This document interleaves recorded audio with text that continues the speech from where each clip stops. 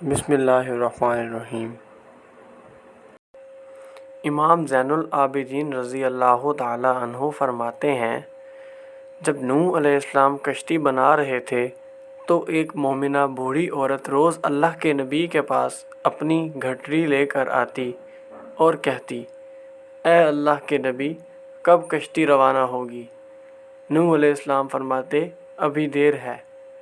وہ عورت شام تک بیٹھی رہتی اور پھر اٹھ کر چلی جاتی۔ ایک دن نوح علیہ السلام نے فرمایا کہ اے عورت، جب جانا ہوا تو تمہیں بتا دیا جائے گا۔ یہ عورت واپس چلی گئی اور انتظار کرنے لگی کہ کب نوح علیہ السلام بلائیں گے۔ اس دوران عذاب آ گیا اور کشتی روانہ ہو گئی، لیکن نوح علیہ السلام نے اس عورت کو نہ بلایا۔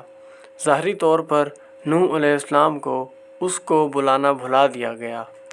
جب طوفان تھما تو ایک دن نوح علیہ السلام کے دل میں محبت اٹھی کہ شہر کو دیکھوں جہاں سے چلا تھا۔ وہاں آئے اور قریب جا کر دیکھا تو ایک جھونپڑی میں دیا جل رہا تھا۔ نوح علیہ السلام یہ دیکھ کر چونک گئے کہ روئے زمین پر کوئی ایسا گھر بھی ہے کہ اتنے عظیم طوفان کے بعد بھی جس میں چراغ جل رہا ہے۔ انہوں نے وہاں تکبیر بلند کی تو وہ عورت سامان لے کر آ گئی اور کہنے لگی، یا نبی اللہ، کیا کشتی تیار ہے؟ چلیں۔ نوح علیہ السلام نے حیرت سے اس کو دیکھا اور کہا، رکو بڑھیا، کیا تمہیں کچھ بھی پتہ نہیں چلا؟ وہ کہنے لگی، یا نبی اللہ، کیا نہیں پتہ چلا؟ کہا، اتنا بڑا سیلاب آیا، بارش آئی، تمہیں کچھ بھی پتہ نہیں چلا؟ بڑھیا کہنے لگی، یا نبی اللہ، بس ایک دن بادل گرجے تھے اور کچھ ہلکی سی پھوار پڑی تھی۔ نوح علیہ السلام حیران ہو کر آسمان کی طرف دیکھنے لگے اور کہا، میرے اللہ، یہ کیا ماجرا ہے؟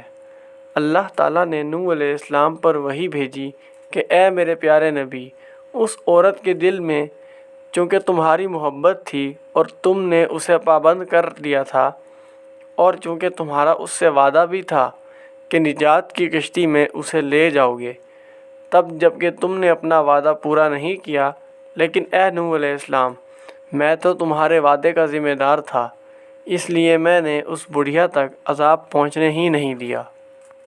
امام سجاد علیہ السلام کے پاس بیٹھے اپنے مومنین سے فرمایا، او مومنو، یہ حدیث قیامت تک کے مومنین تک پہنچانا تم پر واجب ہے۔